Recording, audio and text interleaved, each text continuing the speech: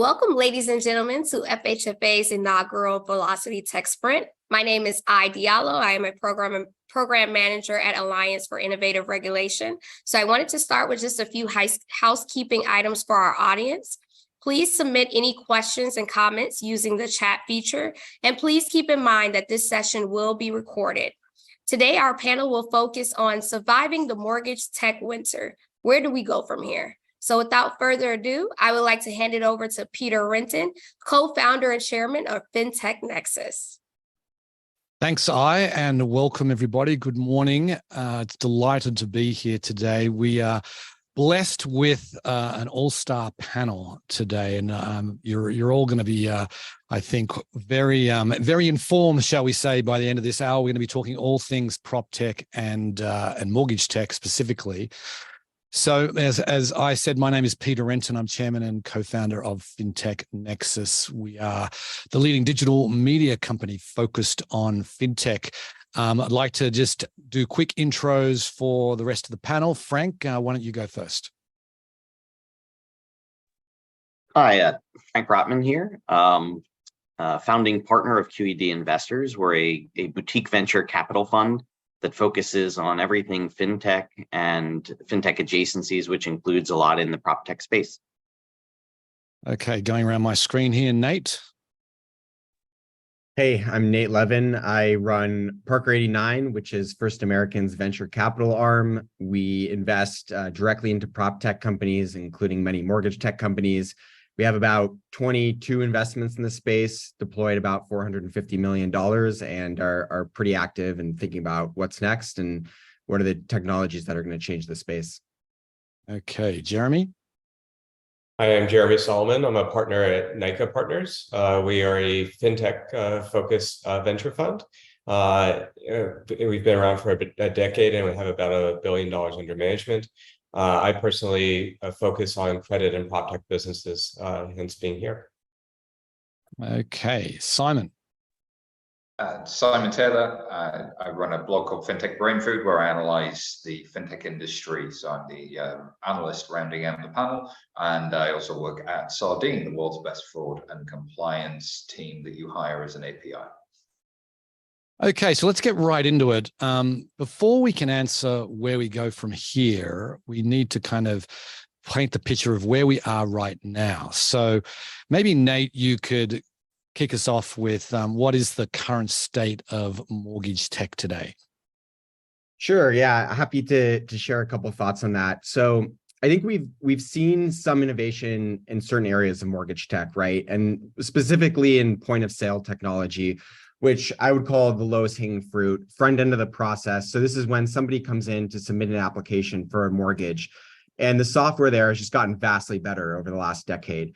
It's able to do kind of smart real-time calculations, pull in real-time data sources from other APIs, help make the loan officer's job a lot easier. And this has been a big boon for the industry. I think we have yet, though, to see major improvements in terms of the key metrics that everybody tracks around how efficient the mortgage origination process is. So those are things like application to closing time, which we've seen go up over the last 10 to 15 years, loans closed per loan officer per month, loan production expense, which we saw, at the end of 2022 was the highest it's ever been. And those are the kind of metrics that, we look at to see what's really having a big impact. So with everything that's kind of happened in the point of sale space on the front end, it is yet to move into the fulfillment and back end part of the mortgage process. And that's where we think there's still a lot of opportunity for mortgage tech to make a big difference. And a lot of the technologies that are there and being used today have been around for many decades. And there's been slight improvements, but we haven't seen a major disruption yet in that space. And so I'm talking about loan origination systems, capital markets software, pricing software, servicing technology, those types of things. Right. Well, we're going to get into a lot of that in this next 55 minutes. But Jeremy, I want to turn to you because we talk about a mortgage tech winter, and it's obviously no secret that with interest rates where they are, mortgages have the rate of mortgage applications have gone down. Refinancing is just about dead unless you absolutely have to. But does that, obviously, so there's a downturn in mortgages. Does that necessarily mean there's a downturn in mortgage tech, or what are your thoughts? They're not obviously unrelated, but I'd love to get your perspective there. Well, I think Nate made some great points actually about what's interesting in mortgage tech today. So yes, clearly rates are impacting front end volume for new originations. Refis are at a fraction of what they were 2 years ago. But yeah, at the same time, I think the hard problems need to be addressed, right? So mortgage originators clearly have some cost issues. They've made major personnel cuts, but the inefficiencies that exist within the mortgage origination process, more the middle office and back office, haven't really seen major changes, over the last few years. And when there was a lot of emphasis on the front end. So I do think that there are opportunities to engage with the mortgage community to build more modern solutions there. The problem being that a lot of the existing solutions are very much entrenched, and the projects to displace or just compete with these existing solutions are not necessarily a 2-year endeavor, that like what you would want to see in venture. So many of them are major projects that will take, I believe, over a decade to show real commercial traction, just because of the complexity of the mortgage stack, heavy regulation, and incumbents aren't going to let the fintechs come in easily. Okay, so maybe Frank, I want to turn to you and sort of get your perspective on, given what what Nate and Jeremy have just shared. What do you think are the most interesting categories within mortgage tech and real estate more broadly? Yeah, it's an interesting question. At any given point in time, there are places within an ecosystem as large as housing stock or commercial buildings that are better than others. And right now it's hard to actually find ones. You almost have to squint to say this is a type of housing stock or building stock that's really attractive. So I would almost take a slightly different angle that right now some of the things that are very interesting is looking at mega trends and trying to understand how they play out over time. One of the mega trends that's played out since the last housing crisis, so 15 plus years, is that our country is basically underbuilt right now. And I think that's a critical issue that we need to address. So, we're short somewhere in the neighborhood of 6 million units, for single family housing stock, and it has to come from somewhere. It's not like people can choose not to live somewhere. So, this housing units have to be built in some form or fashion. And, the most underbuilt part of the entire ecosystem is the entry level inventory. So if you're a builder and you have a choice about what to build, you're going to build where the profit is. And the entry level in the industry was not where the profit was for the past 15 plus years. So, I think it's very interesting thinking about, mega trends like that.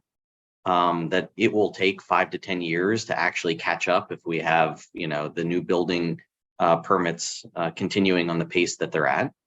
But another really interesting way of addressing the housing stock shortage is to upgrade existing housing stock or break existing housing stock into more efficient uses.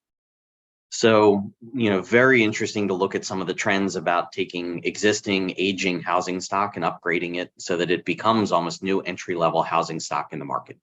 Mm-hmm. We're also very interested in SFR as a category, even though right now it appears to be going through its own winter because of the dislocation of interest rates and rental rates and a variety of other things. But it too should bounce back, and it's a category that's worth watching. Because if you actually look at the economics of SFR, it's incredibly resilient through so many types of cycles and so many types of up and down markets. So there are a lot of interesting businesses.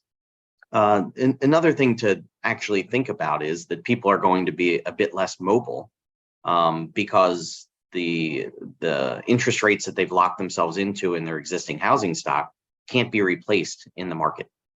So it makes it very difficult for them to move.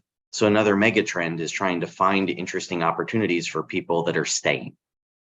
Right. So home equity is going to see a resurgence. I think that's going to be a very interesting category, people investing in their own homes, as well as people potentially wanting to sell fractional equity in their homes, which is another way of tapping into the value that you've built in your home and staying in place. So sale leasebacks are another interesting category to at least watch. Right. Yeah, there's lots of innovation happening there. So, but I want to take a step back and talk about discuss the macro kind of situation that we find ourselves in today. We live in interesting times. I think everyone would agree with that.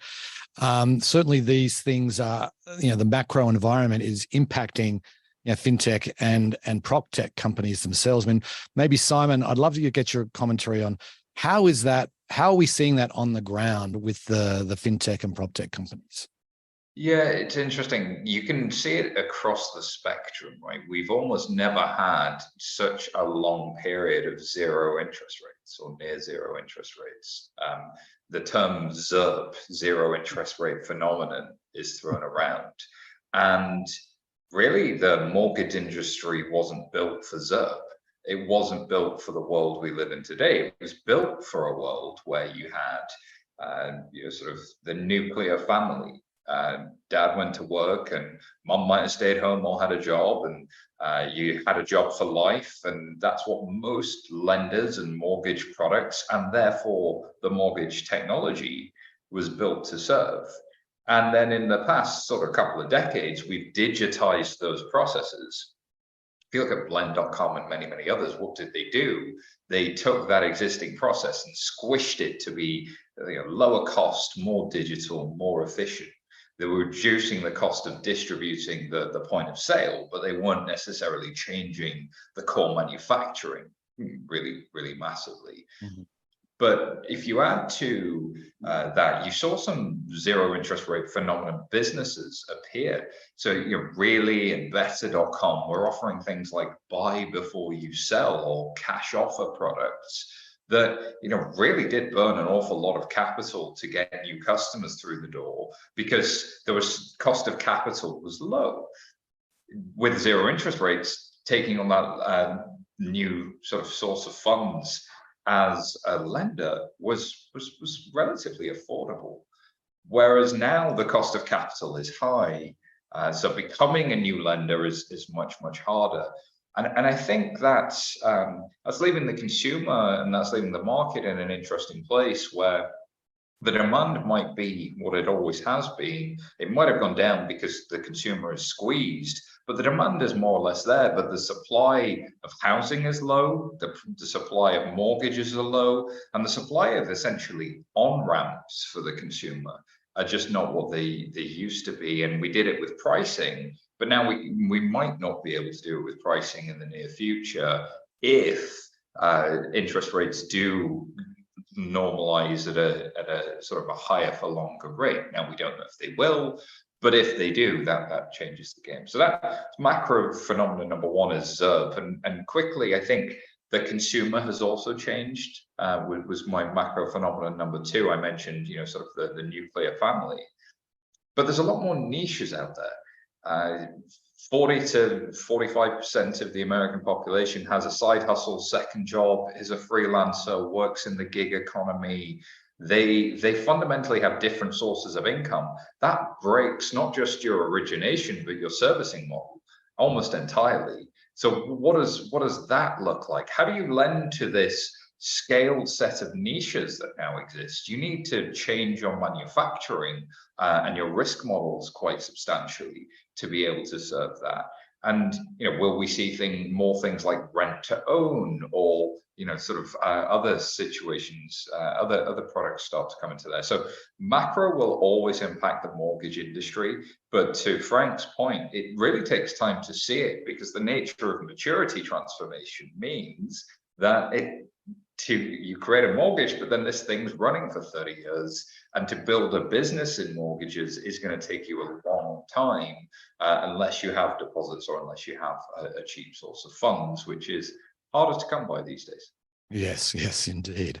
I was just gonna add into that. Like, yeah. I think it's interesting to look at how, the point Simon made around a lot of companies taking on these capital intensive business models with low interest rates. And now you've had a bunch of them try to rethink, well, how do you solve the problem now that interest rates have gone up? Do you consolidate with others? Do you try to find new sources of capital?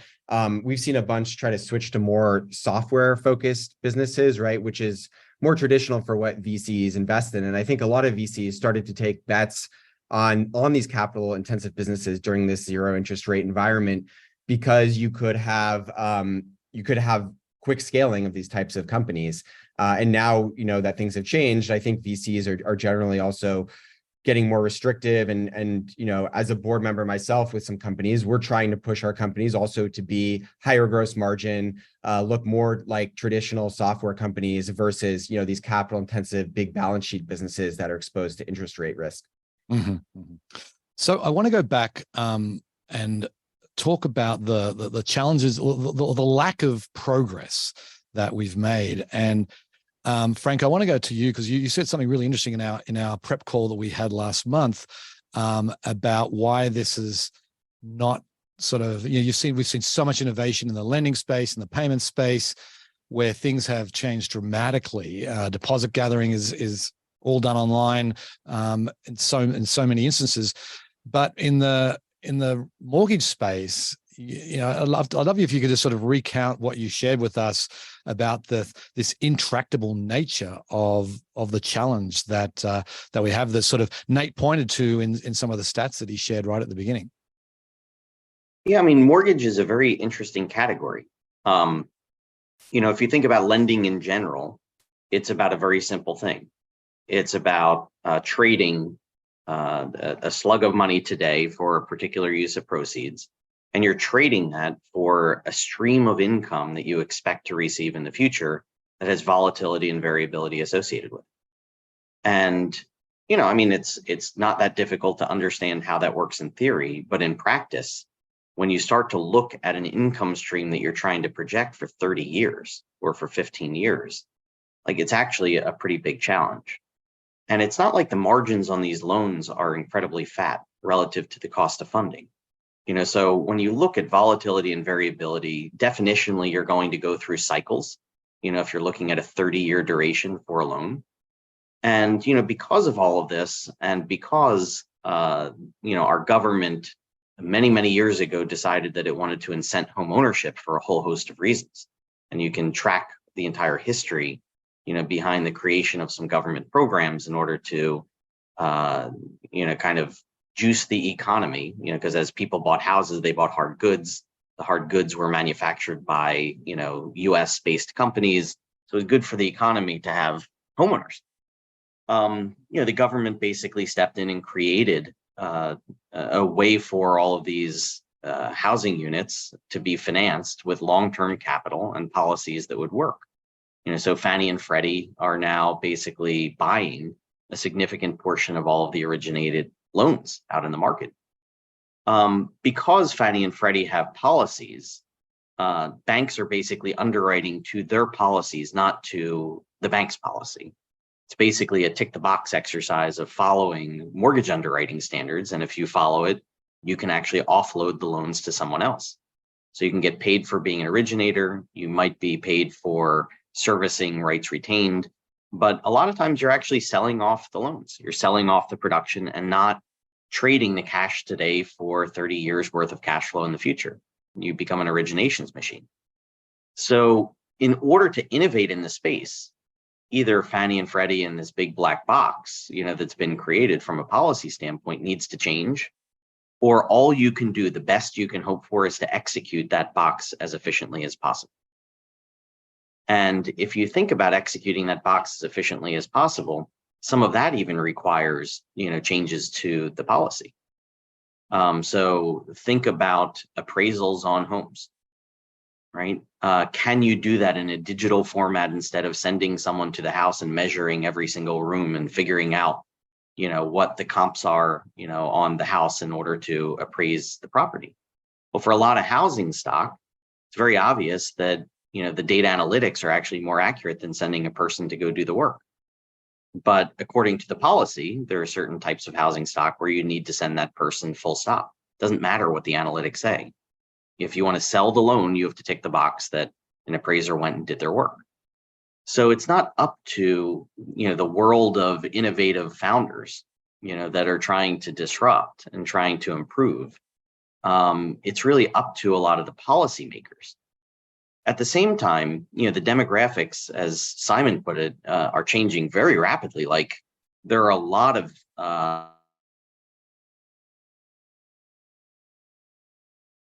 Oh, did we lose Frank? Looks like we did. So just give him 1 second, but maybe does anyone else want to pick up the conversation? Like, we're painting a pretty pessimistic picture, that, okay, it's Fannie and Freddie's policies that's sort of limiting innovation, but does anybody else want to kind of take up that baton and see why innovation is still going to be a driving force here? Well, I think, while, Fannie and Freddie, like, they fulfill a very, very important component of the market, and they bring liquidity to mortgages, and so, they're standards for reasons, right? I think the process of modernizing some of these standards takes time, and it requires some degree of education and confidence that the new method is as good or better than the old method. So with one of our portfolio companies, Truth, we've seen so Truth does verification of income and employment, but consumer permission data. And so previously this was not permitted in digital form, for Fannie and Freddie to consent. But there's movement now for to make them D1C and AIM eligible, which is critical for bringing efficiency. So it's been a process, right? Which like, I think you would expect with the scale and complexity of these organizations. So it's just one example of, no, it's not like rapidly happening, but I think over the coming years there will be increasing digital tools accepted for agency mortgages. Right. Okay. So it's not hopeless. That's good. Okay. Maybe, Nate, love to turn to you and talk about market consolidation. We've got some very large, very entrenched players in this space. What are we seeing as far as consolidation and what's driving it? Yeah, we've seen a record number of transactions in the mortgage space close in 2022. I think there's something like 42 transactions that happened. Some sources are predicting 60 or more for 2023. So consolidation has become a big theme. There's different ways to look at consolidation, right? There's kind of incumbents acquiring other incumbents. There's incumbents acquiring technology companies. There's technology companies acquiring non-tech companies, right? And I guess a lot of it, not much of it has been incumbents acquiring technology companies, which I think is interesting. So like a lot of these mortgage tech companies that have come up and said, hey, we're going to change the game, we've yet to see them really make huge impacts in a way that, an incumbent would find compelling enough to pay that valuation to acquire them. We have seen a bunch of consolidation just within the tech companies. And I think that's being caused by a few different reasons. One is startups that are running low on cash, right? We were in a great funding environment a year and a half ago for these companies, and now the climate has shifted in the last year and a half. And so as some of these companies look at their balance sheets and they're running low on cash, it may make sense to actually, sell to another company, merge your assets, combine balance sheets so that you have more capital to kind of to go for a longer term, execution of what you're working on. So that's one example. I think, it's interesting. There's a lot of these companies are selling to the same customer segment. So like we saw Easy Knock and Ribbon combined, for example. Well, both of them have a goal of working with lenders. So that acquisition made sense. From a distribution channel with lenders is hard to build, it's expensive, and it takes a long time to break into. And so by combining, the companies there, you get efficiencies. So that's another example. I think there's also just a factor of some entrepreneurs in this space have realized that they've bitten off more than they can chew, and they don't have an appetite to continue building, and so they've sold some of their businesses and some of their assets, and it goes back to this being a challenging space to innovate in the traditional VC model. Because the timelines are long, the sales cycles are long, right? There's a lot of ecosystem participants that you have to get on board. And like Frank was talking about, appraisers, and you have inspectors and all the different people in the loan origination process. And then on the back end. So these businesses are going to take a long time, and combining resources or merging with a bigger player, I think makes a lot of sense, and it doesn't necessarily have to be the version of things where the startup comes in guns blazing and tries to completely disrupt, the status quo. Mm-hmm. Mm-hmm. Okay. Frank, good to have you back. Jeremy ended up finishing off your thoughts there, so we've moved on. The mortgage gods must not have liked what I was talking about. Right. It crashed my computer in the middle of the session. Right. Yes, banished from the session. Okay, we got a couple of questions coming in here. Maybe who wants to take the first one? It seems, and this is something that you were just sort of referring to there, Nate. The material change may be difficult, while the realtor-based referral model continues to be the primary method for getting borrowers. Seems like someone with new ideas needs to capture the consumer to feed new methods. Now, there's work being done there. Who wants to tackle that one? I can take a little, and Nate, maybe you can follow on.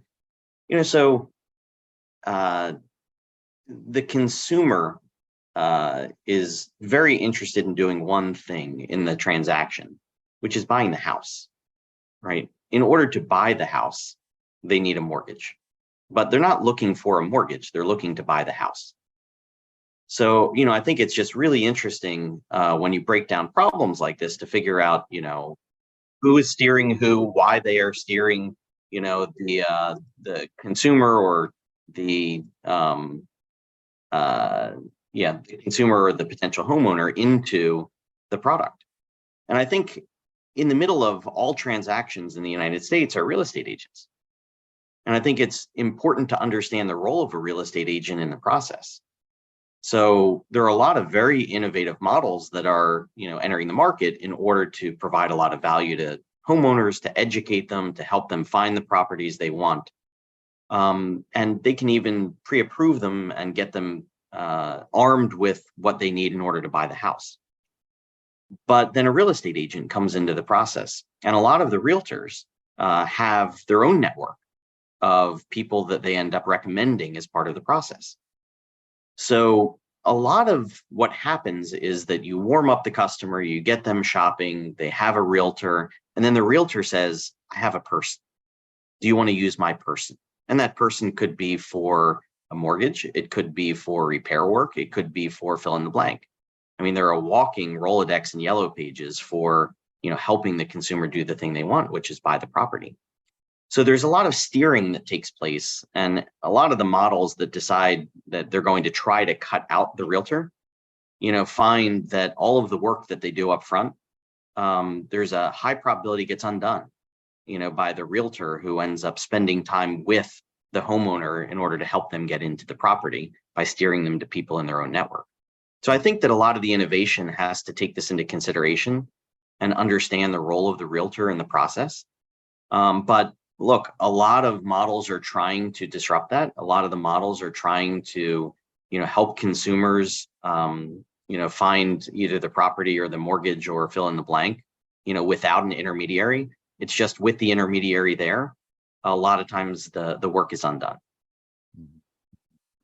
Yeah, and I would just add to that, like the consumer, you could go direct to consumer as a lender or as a business in this space, right? But the consumer is only transacting on a purchase transaction once every 7 years. Refi, it's slightly more frequent, but still once every few years. So your cost to acquire a consumer is going to be much higher by going direct than going through real estate agents as a distribution channel.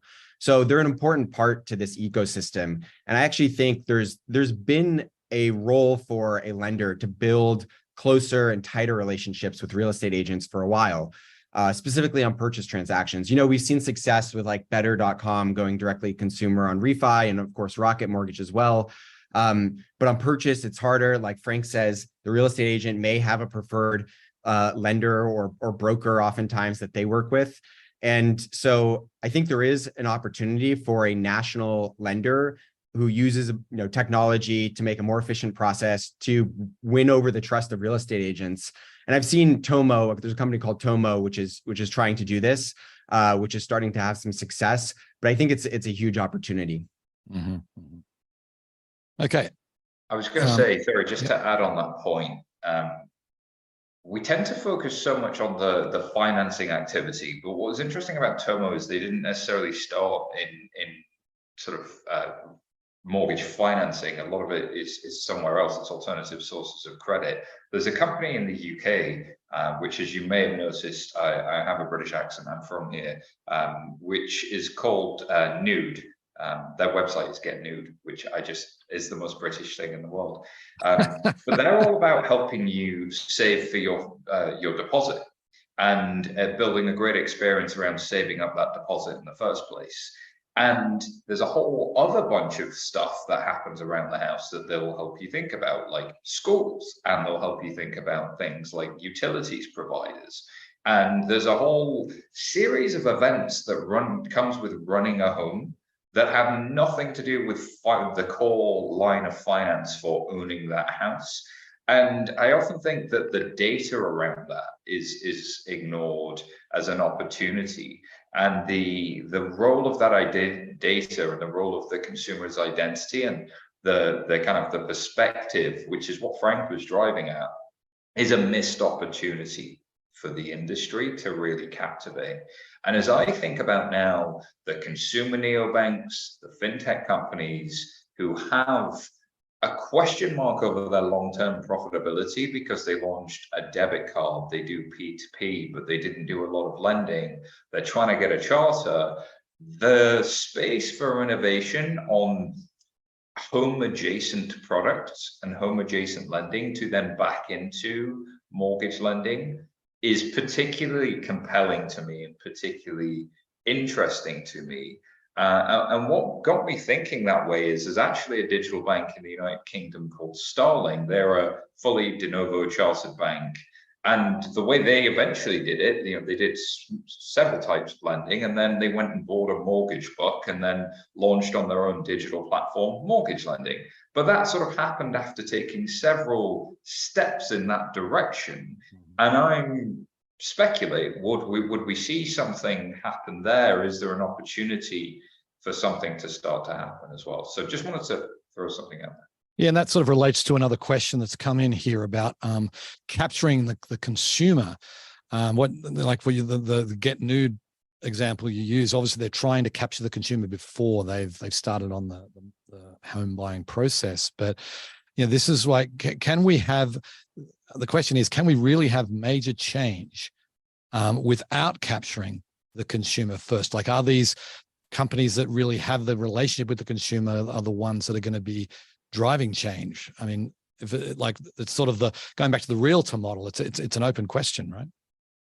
Yeah, I mean, look, in the US, one of the biggest innovators in the space dates back a few decades, and it's Zillow. Right. And, Zillow was one of the first companies to take information that was behind, kind of a wall and put it in front of the wall for consumers. And, consumers now have the ability to see values of homes. They can look inside of homes. It's affectionately, and excuse the language here, but it's affectionately called house porn, where people are now able to look into neighbors' houses and see, what they might want. And for all the good that did, it actually disrupted the industry potentially in a bad way by steering customers to the middle of the process instead of the beginning of the process. So consumers today feel like they can find their own home. They can find their dream house on their own.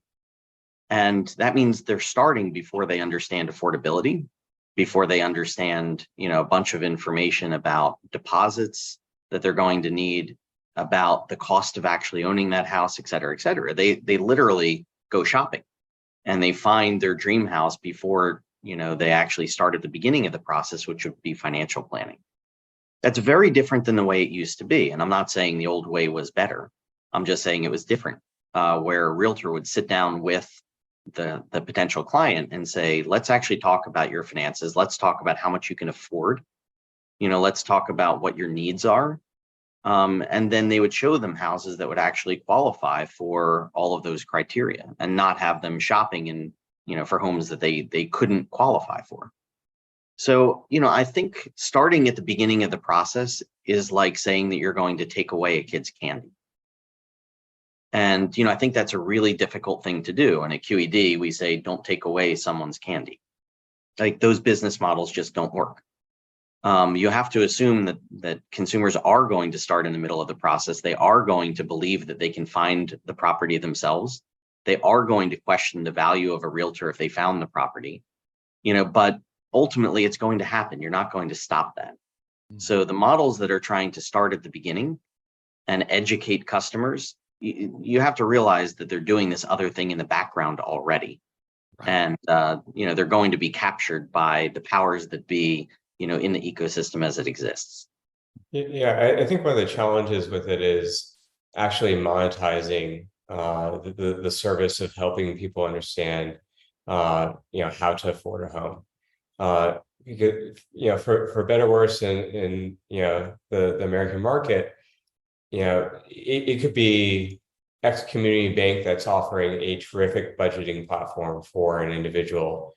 But if that individual sees a lower rate down the street, he or she's going to take that rate. It's very, very price dependent.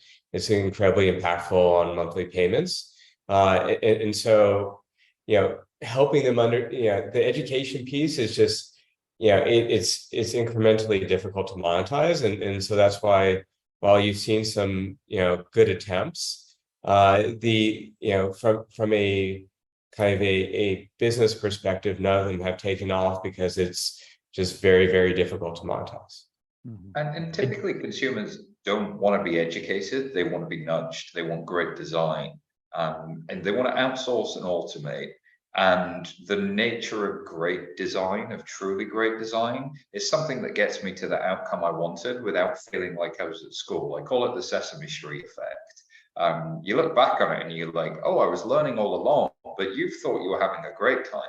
And that effect is something that, again, we need to be baking into every product we build and every experience we build, is this ambient sense of whatever the interaction is, where is this user coming in? Where is this person coming in? What level of understanding do they have? And what do they need to get? And if they're coming in the middle, how can I start where they are, meet them where they are now, and grow them into what creates better outcomes for them over time? Okay, another question, I think it's an interesting one about appraisals. Does more frequent continuous appraisals via technology, sensors, video, energy consumption, does that reduce investment risk and boost ability to further leverage asset value?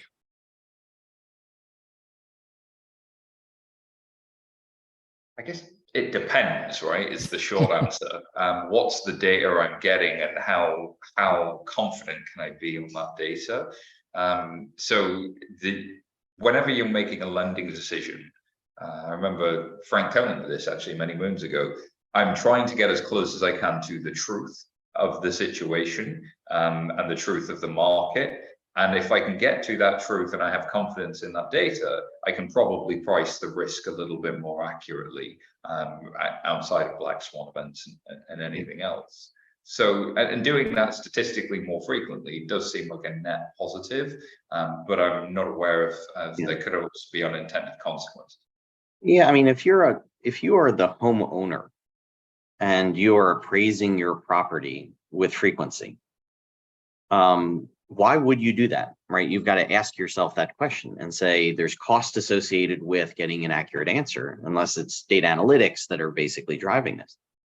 Because ultimately, the appraisal that's done when a transaction occurred is done by the lender, at time of the loan being made, to make sure that they have an independent appraisal done to certify the value of the home. So there's a disconnect here where the owner of the property has the ability to get it appraised frequently, but no one is going to trust that appraisal. Like, the lender isn't going to trust that appraisal because they say, look, I need an independent appraisal at time of making the loan. Mm-hmm. So even though you can have more information on the property, and I think that there is a big disconnect where appraisals actually could be helpful. If you think about the process today, someone looks for a house and someone is selling a house, and it's a big matching exercise. And eventually two people, come together and they match, and then they do all this negotiation work around price. They eventually agree, they handshake, and then the appraisal comes in. Like, wait a minute, you just did all of this work, and then you need a third party to come in and certify that the price that you're willing to pay is what the home is worth. And it's after the negotiation has already taken place. So if the appraisal doesn't come in, it's a big reason why deals end up breaking. People get attached to the deal that they actually just struck with each other, and to ask the buyer to come up with more money so that it will appraise, et cetera, is really challenging. So I think the appraisal is at the wrong part of the process. And there are ways of actually fixing this. But again, it's complicated because ultimately the bank doesn't care about your negotiation. They care about making sure that it will appraise when you're ready to press the button. Yeah, I think a few things here. One is that I think more frequent appraisals bring some sense of false precision, because houses, despite our desire to have a very good understanding of our own home prices, or the price that we want to pay for a new home, outside of an investment property, it is a very emotional decision. And so if someone says, well, I'll only sell this home for an extra $5,000, and there's no real support for paying another $5,000, a lot of people will do it. And so I think that's one point. This could be interesting for SFR. I think where you have investment properties and the desire to understand the condition of the home, make sure it's not deteriorating, and take proactive action. But I think to Frank's points, the appraisal in general tends to be a little fishy in that it's usually pretty close to the agreed upon purchase price, and so I'm not sure if it's providing having more frequent assessments is going to do anything of value. I think there's an opportunity to feed more data and information from inspections, which occur more frequently than appraisals do for a number of different reasons on homes, into the appraisal process, right? And have a certified data source or database, right, that includes some of this inspection data, and making sure that there's a standardized way to track this inspection data, because a lot of it isn't standardized, and there's less regulation over the inspection process. So to do an appraisal, or at least an in-person one, right, there's a standardized appraisal, process and form and everything that has to go through. But on an inspection side, it's much more open. And so we're excited about seeing a lot of innovation on inspections, and hopefully that feeds in more frequent and active data, which would allow for AVMs to be run more frequently and get to more precise and accurate answers. Yeah, and back to Peter, your point about mortgages. The number of appraisers and the number of inspectors in the country are falling. So if it's a necessary part in the process, it's one of the reasons why the time to eventually get a mortgage has been going up, not down, right? So a lot of times the appraisal or the inspection ends up taking 7 days or 10 days in the process, and there's no way to actually cut that out if it's part of the checked box. Okay, so a question for the the VCs here. Anyone can take this. I mean, it's a very different funding environment today, this year than it was, say, in 2021. So what does it take for you guys to write a check today for a new prop tech company? What's it take to kind of get over the line? It's hard. Look, I mean, the art of venture capital, not what has happened over the past few years, but the longer arc of what venture capital has been about, is about de-risking a business in stages and asking yourself, how much can I learn for how much money, how quickly? And you're basically flipping over cards and figuring out whether you're generating proof or anti-proof that you're on track or off track for building the business you want. And one of the problems with a lot of the prop tech models is when you ask the question, how much can I learn for how much money, how quickly? You can't learn a lot. It's going to cost you a lot of money, and you're not even sure if you flipped over the cards. So when you're dealing with things like 30-year mortgages, you can imagine, like, is it working or not working? It could take you a long time. And because the average size of transaction is so large, you need a lot of capital in order to, fuel businesses that are very capital intensive, when it comes to, let's say, owning properties or investing in the properties. So there are technology businesses that serve the industry that can answer the question relatively quickly about how much can you learn for how much money, how quickly. Like you have good answers for that if it's pure technology. But for a lot of the capital intensive businesses that are directly owning or investing in real estate, it's really hard in this environment. You almost need an operating company, and then you need another entire slug of capital in a propco structure in order to own the properties themselves. And if that market is frozen, it makes it really hard for the opco to exist. So I would say a lot of the capital intensive models are hard right now. They're still investable if they're very, very early stage, because you don't need a lot of units in order to prove out what you need to prove. But a lot of the ones that are at mid-scale or starting to scale, the amount of capital they need in a frozen market is gigantic. And I think that's where you're seeing a lot of mergers of companies that have gotten to medium scale, and trying to almost go into turtle mode and outlast this market so that they can eventually, light up the capital intensity or find the capital they need for their capital intensive model. But I would say, simplifying it, technology-based companies serving the space versus owning the properties directly, or very early stage companies that you're learning on very few units, and then you'll eventually scale when the market is better. Yeah, I think one of the challenges right now is, so over the previous boom, we had a lot of like what I call like Me Too businesses. Like it's all like everyone's doing the same thing of sorts, right? Copycat businesses. I think what gets our attention is something, a unique idea, something that hasn't been tried by 18 different people in the past. One of the challenges with this, though, is we often see what I call niche ideas. And so it addresses a very specific part of the market, or could be like geographically bound. And those businesses can be, very challenging to fund as well, because unless you're specifically attuned with this problem in this environment, in this locality, it just can be too limiting. So, this isn't like, a blueprint of how to get funded, but like, I think originality and solving real problems, and to Frank's point, the more efficient you can show progress, the more interesting it is to us. I actually think I think some of these more niche solutions are actually a little bit more interesting right now. And yes, they may have a smaller addressable market, but you can have more proof points, like Frank mentioned, in perhaps a shorter piece of time or period of time. And it just as an example of that, right? Like we've made some bigger bets in what we think are really large total addressable market opportunities, like loan origination software, capital market software. We know there's companies in that space that have sold for billions of dollars.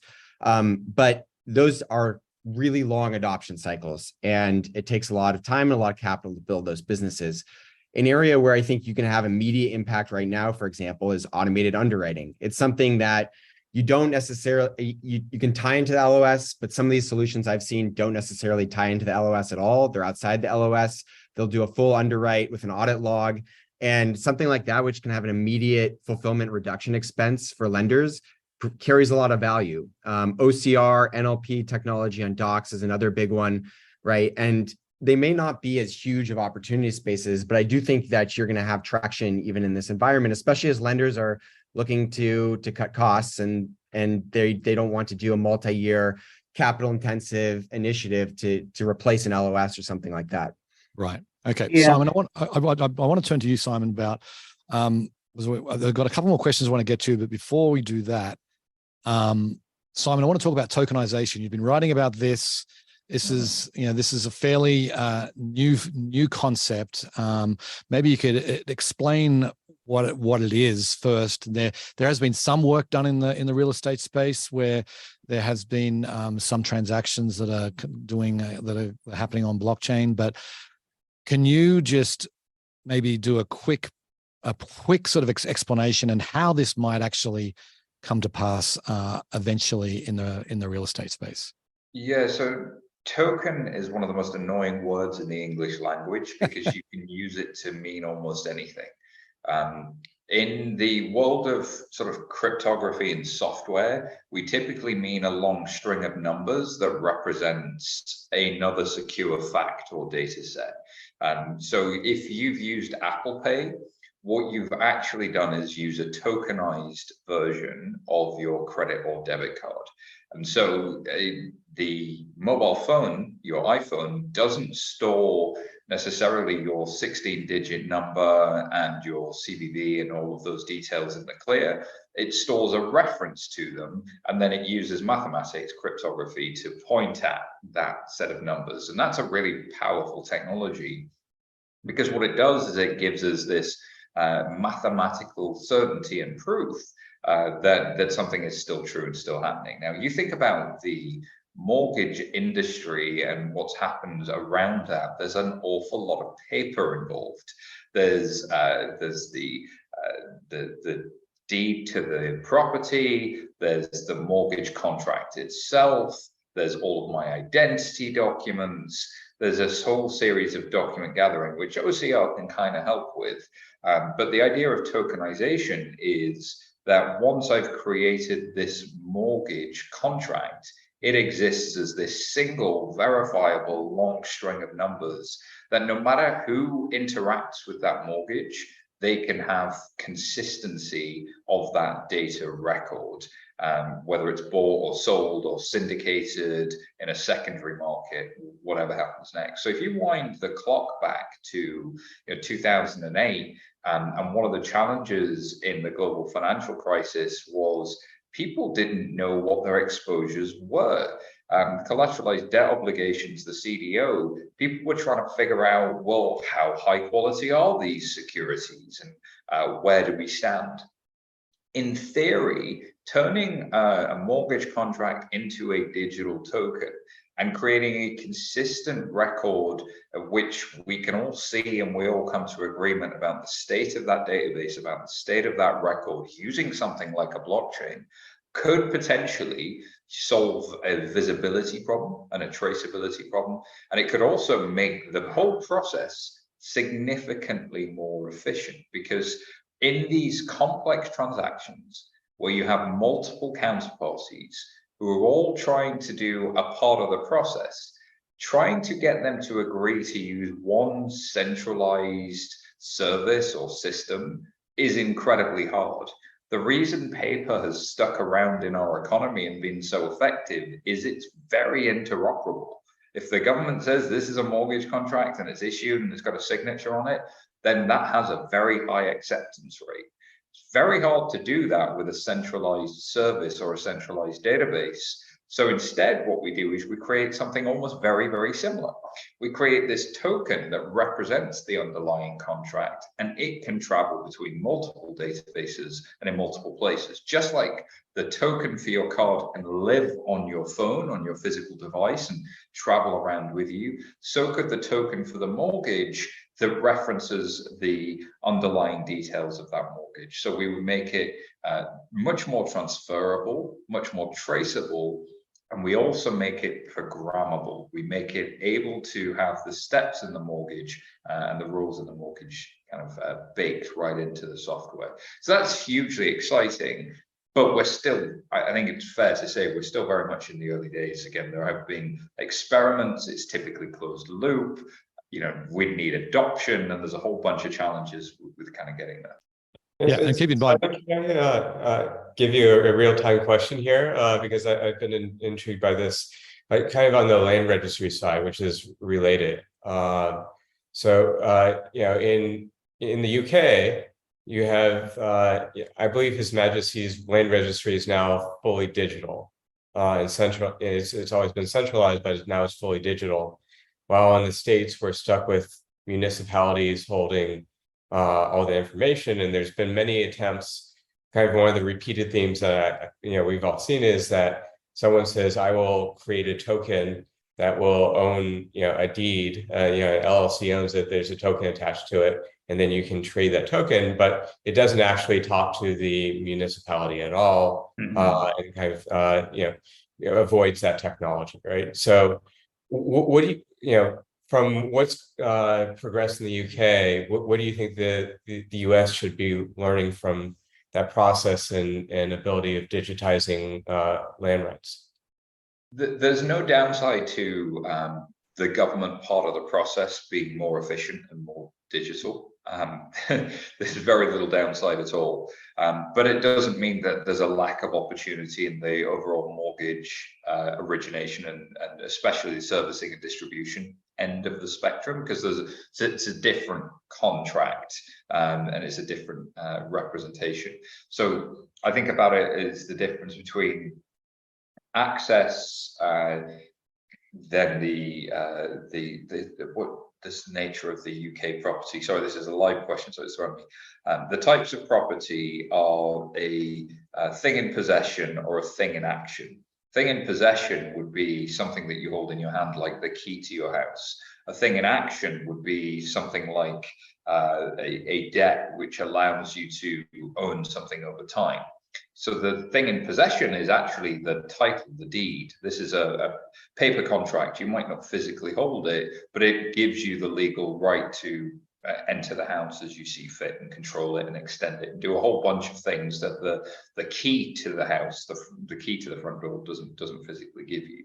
But what I'm talking about is the thing in action, which is the mortgage contract itself.